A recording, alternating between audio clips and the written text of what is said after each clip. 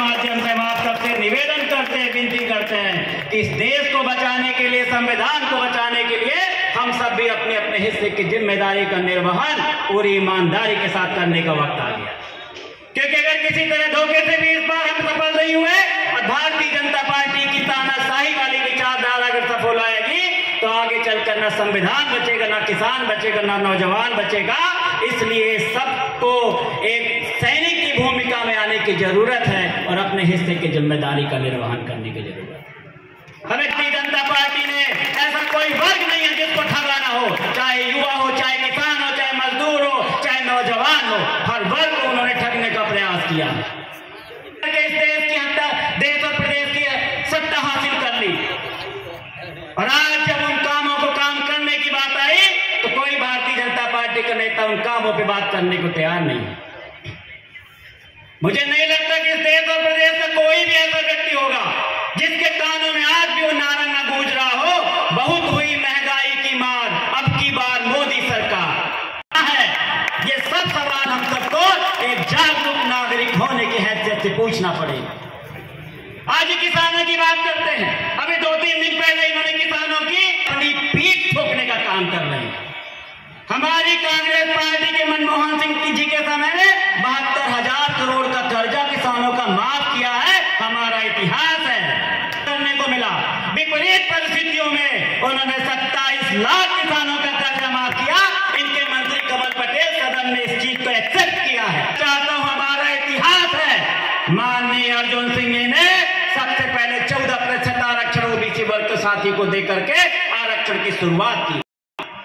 उसके बाद हमारे माननीय दिग्विजय सिंह नगरी निकाय ग्राम पंचायत ने ओबीसी को आरक्षण दिया और उसके बाद माननीय कमलनाथ जी को 15 महीना से कम समय काम करने को मिला। आरक्षण देकर के सिद्ध कर दिया कि ओबीसी वर्ग का भला चाहती है तो सिर्फ और सिर्फ कांग्रेस चाहती है।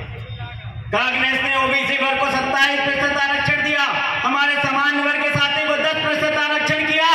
तो हमारे पास तो बात विवाद मुद्दे हैं, हम उनसे बात करें और पूछे कि अगर आप ओबीसी वर्ग के इतने बड़े हितैषी थे तो जब 15 साल तक माननीय शिवराज सिंह चौहान इस सत्ता में काबिज थे तो उन्होंने ओबीसी वर्ग को आरक्षण क्यों नहीं दिया? मैं दावे के साथ कहता हूं इसका जवाब कोई ओबीसी वर्ग का साथी नहीं दे पाएगा और उसी समय आप निर्णय ले लीजिएगा कि वो कौन ओबीसी के पक्ष वाली पार्टी है और कौन ओबीसी के विपक्ष वाली पार्टी है। सही मायने में किसी ने अधिकार दिया है तो हमारे पूर्व प्रधानमंत्री आदरणीय राजीव गांधी जी ने दिया है। राजीव गांधी जी ने युवाओं को अधिकार दिया, मत देने का अधिकार दिया।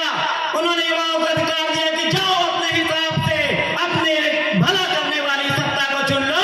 और वो सबसे बड़ा अधिकार होता है कि जिस अधिकार के दम पर हम सत्ता चुन सकते हैं, ये तो बतौले वादों की सरकार है। इन्होंने 2 करोड़ रोजगार का झूठा वादा किया और जब हमारा रोजगार पढ़ लिख करके जाके उनसे रोजगार मांगने गया तो बोलते हैं पकौड़े तलो। इन सब बातों का हिसाब हमें भारतीय जनता पार्टी के नेताओं से लेना होगा। वापस लेने के लिए तो मोदी जी ने उनको आतंकवादी बोला, उनको फिलिस्तीनी बोला और पता नहीं कितने नामों से उनको नवाजा गया।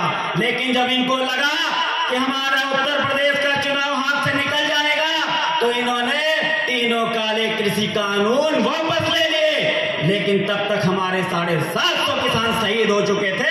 उन 750 किसानों की मौत का हिसाब हमें भारतीय जनता पार्टी से लेना होगा। तभी उनके साथ जाकर के पूछते थे कि बताओ क्या समस्या है। लेकिन ये तानाशाही की सरकार, इतने लंबे किसान बैठे रहे, चयनित शिक्षक बैठे हुए हैं। कल हम माननीय कमला, पहले हमारे चयनित शिक्षकों की जरूरत है क्योंकि ये चुनाव आम चुनाव नहीं है। ये चुनाव हमारे भारत के भविष्य का चुनाव की तरफ, हमारे किसान की तरफ कोई ये टेढ़ी आंख उठा करके देखेगा तो हम उसका जवाब देने के लिए तैयार है।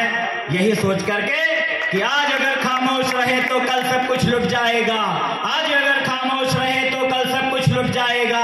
गांधी, नेहरू और पटेल का भारत एक हो जाएगा। उठो संभालो अपने घर को और बदल दो राहों को।